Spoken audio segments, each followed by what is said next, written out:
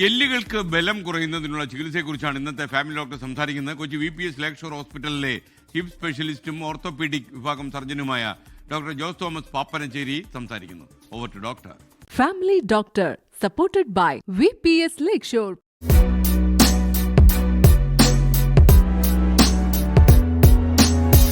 നമുക്കിന്ന് ഓസ്റ്റിയോപൊറോസിസ് അഥവാ അസ്ഥി ശോഷണം എന്ന അവസ്ഥയെക്കുറിച്ച് സംസാരിക്കാം.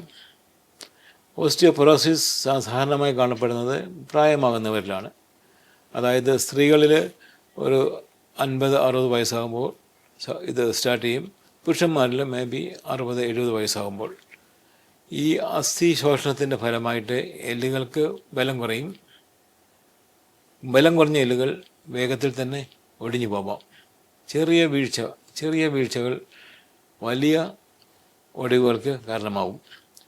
ഈ ഓസ്റ്റിയോപൊറോസിസ് ഉള്ള രോഗികൾക്ക് സാധാരണ കണ്ടുവരുന്ന ഒടിവുകളെ ഇടുപ്പിലെ ഒടിവ്, കൈത്തണ്ടയിലെ റിസ്റ്റ് ഫ്രാക്ചേഴ്സ്, പിന്നെ മുട്ടിൻ്റെ ചുറ്റുമുള്ള ഒടിവുകൾ എന്നിവയാണ്. അതോടൊപ്പം പലർക്കും നട്ടെല്ലിനും ഒടിവുണ്ടായിരിക്കും. നട്ടെല്ല് കശേരുക്കൾ അമുങ്ങിപ്പോയിട്ട് അവർക്ക് വേദന അനുഭവപ്പെടാറുണ്ട്. ഇത് പലപ്പോഴും യാതൊരു വീഴ്ചയോ അപകടമോ ഒന്നുമില്ലാതെ സ്പോണ്ടേനിയസ് ആയിട്ട് തന്നെ ഉണ്ടാവുന്ന ഒടിവുകളായിരിക്കാം. എങ്ങനെ ഈ അവസ്ഥയിലേക്ക് പോവാതെ നമുക്കത് പ്രിവെൻറ്റ് ചെയ്യാൻ പറ്റും എന്നുള്ളതാണ്. ഫിസിക്കലി ആക്റ്റീവായിരിക്കുക എന്നുള്ളതാണ് ഏറ്റവും അത്യാവശ്യമായ കാര്യം. സ്ഥിരമായിട്ട് വ്യായാമം ചെയ്യുകയും എക്സസൈസ് ചെയ്യുകയും അതോടൊപ്പം ആഹാരത്തിൽ കാൽഷ്യം, വിറ്റമിൻസ്, പ്രോട്ടീൻ എന്നിവ ഉൾപ്പെടുത്തുകയും ചെയ്താൽ ഒരു പരിധിവരെ ഈ ഓസ്റ്റിയോപൊറോസിസ് നമുക്ക് അകറ്റി നിർത്താം. ഓസ്റ്റിയോപൊറോസിന് ഒപ്പം തന്നെയുള്ള ഒരു രോഗമാണ് ഓസ്റ്റിയോമലേഷ്യ എന്ന് പറയുന്നത്. അത് വിറ്റമിൻ ഡിയുടെ അഭാവം മൂലം ഉണ്ടാകുന്ന രോഗമാണ്.